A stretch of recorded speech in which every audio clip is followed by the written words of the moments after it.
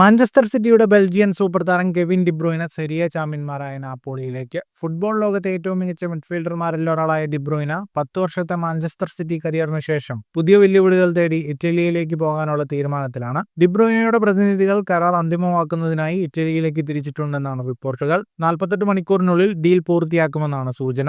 33-കാരനായ ഡിബ്രൂയിനയ്ക്ക് Napoli 3 വർഷത്തെ കരാർ വാഗ്ദാനം ചെയ്തിട്ടുണ്ട്.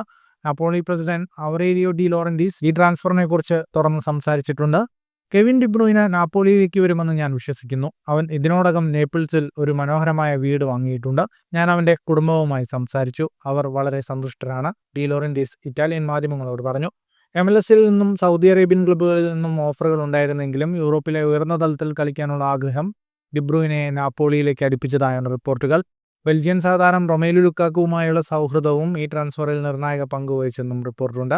മാഞ്ചസ്റ്റർ സിറ്റിയിലെ അതുല്യമായ കരിയറിൽ 6 പ്രീമിയർ ലീഗ് കിരീടങ്ങളും 1 ചാമ്പ്യൻസ് ലീഗും ഉൾപ്പെടെ 15 പ്രധാന ട്രോഫികളാണ് ഡിബ്രൂയിന സ്വന്തമാക്കിയത്. ഫുട്ബോൾ ലോകത്തെ കൂടുതൽ വാർത്തകൾക്കും വിശേഷങ്ങൾക്കുമായി സ്പോർട്സ് കഫേ സബ്സ്ക്രൈബ് ചെയ്യുക.